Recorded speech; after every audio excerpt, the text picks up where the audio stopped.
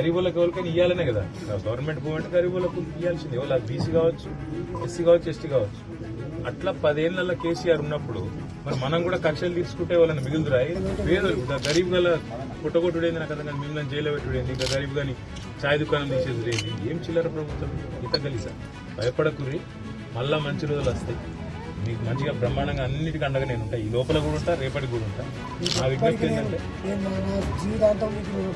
అంత మాట ఆరోగ్యం కాపాడుకో, ఆరోగ్యం కాపాడుకో, పిల్లల్ని మంచిగా చూసుకో.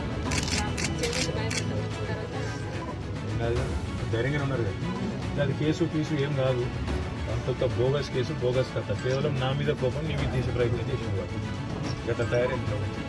నేను చూసుకుంటే ఏమున్నా నువ్వు రంది పెట్టుకోకు. మన మధు మన సతీష్ వీళ్ళందరూ ఉన్నారు కదా మన వాళ్ళు అంటున్నారు కదా ఏం పడదు ఎందుకంటే ఎక్కువ ఉంటా